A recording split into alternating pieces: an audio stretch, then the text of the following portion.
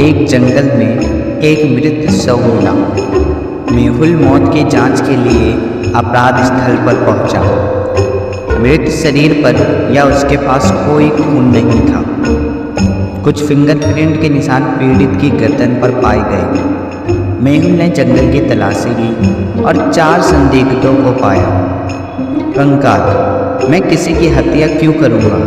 मैं ना तो भूख महसूस कर सकता हूँ और ना ही प्यास। मैंने ऐसा नहीं किया। बिजूका, मेरा एकमात्र काम कौवों को डराना है। मैंने ऐसा नहीं किया। मम्मी, मेरे पास मनुष्य के खिलाफ कोई शिकायत नहीं है। मैं अपने पिरामिड में शांति से रहता हूँ। जॉम्बी, मैंने कल एक शानदार भोजन किया था। मैं उसे क्यों मारूंगा? सभी के बयानों को सुनकर क्या आप बता सकते हैं कि हत्यारा कौन है? जॉम्बी में ही सिर्फ फिंगरप्रिंट होते हैं, इसीलिए हत्यारा जॉम्बी है। एक वैज्ञानिक ने एक मानव क्लोनिंग मशीन विकसित की थी। वह अपने प्रयोग करने के लिए किसी की तलाश कर रहा था, इसलिए उसने एक बूढ़ी औरत को अपहरण कर लिया। वह उसे अपनी प्रयोगशाला में ले गया और उसे अपनी क्लोनिंग मशीन के अंदर डाल दिया। वैज्ञानिक ने तब महिला के बेटे को बुलाया और उसे अपनी मां को देखने के लिए अपनी प्रयोगशाला में आने के लिए कहा। वह आदमी लैब में पहुंचा, लेकिन अपनी मां की तरह 4 महिलाओं को देखकर हैरान हो गया। क्या आप उस लड़के को उसकी मां ढूंढने में उसकी मदद कर सकते हैं?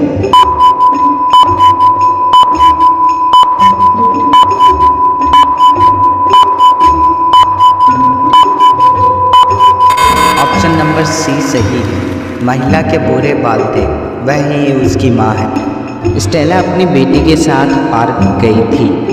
उसे एक फ़ोन आया और वह व्यस्त हो गई। अचानक एक नकाबपोश आदमी ने लड़की से बात किया और उसे पकड़ कर ले गया।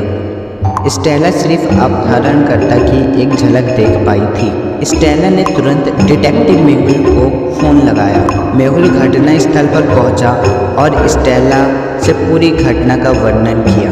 मेहुल ने 4 संदिग्धों की पहचान की। क्या आप चोर को पकड़ने में उसकी मदद कर सकते हैं?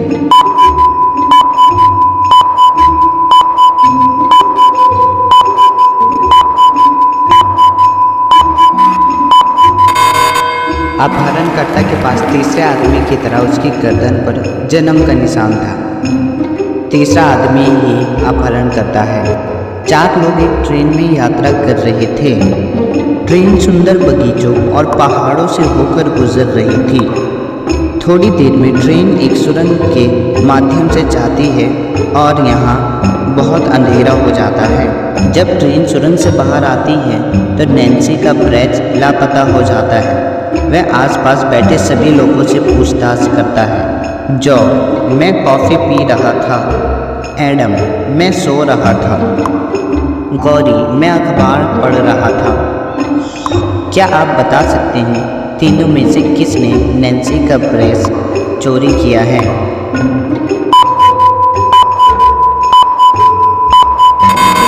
गौरी ने चोरी की है क्योंकि उसने अखबार उल्टा पकड़ रखा है। तन्नू ने अपने घर में प्रवेश किया तो पाया कि एक बहुत महंगा फार कोट गायब था। उसने चोर को ढूंढने के लिए तुरंत जासूस महल को बुलाया। उसने महल को बताया कि उसे 3 लोगों पर संदेह है। मेहुल ने वॉचमैन से पूछा तो वॉचमैन ने कहा, मुझे कोट के बारे में कुछ नहीं पता, मैंने उसे नहीं चुराया है। तन्नू की दोस्त, मैं कल ड्रेसिंग रूम गई थी लेकिन कुछ भी चोरी नहीं किया। नौकरानी, मुझे फार से एलर्जी है, मैं इसे कैसे चुरा सकती हूँ? दोस्तों, क्या आप चोर को पहचान सकते हैं?